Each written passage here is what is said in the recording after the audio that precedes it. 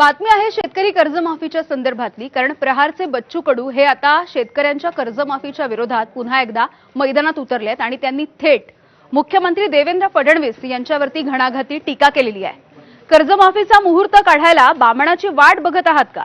तुम्हाला वेळ नसेल तर यूपी मधून एखादा बामण आणून देतो, पण शेतकऱ्यांची लगेच कर्जमाफी करा, अशा शब्दामध्ये बच्चू कडू यांनी मुख्यमंत्री देवेंद्र फडणवीसांवरती टीका केली आहे।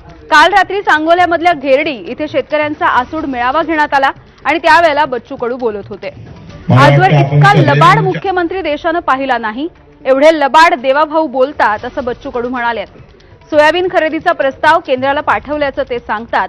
नंतर मोदींना कधी जाग यायची आणि कधी सोयाबीन खरेदी व्हायची, अशा शब्दामध्ये कडू यांनी निशाणा साधलाय। मागच्या वेळेस म्हटलं होतं का कर्जमुक्तीच्या वेळेस अजून थोडा अभ्यास बाकी आहे।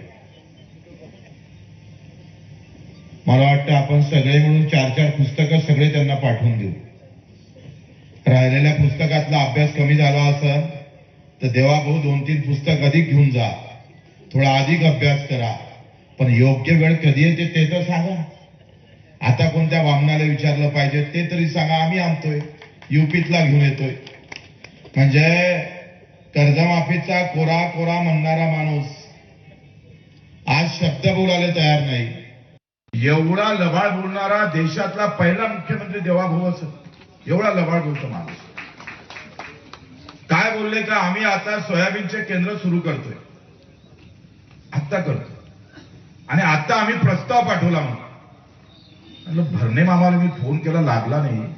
म्हटलं मामा थोडीशी तर भाजीचा विचार करा ना, तुमचा मुख्यमंत्री म्हणतोय आता प्रस्ताव पाठवला केंद्राला, 10 लाख टन आम्ही सोयाबीन खरेदी करण्याचा प्रस्ताव आता पाठवला।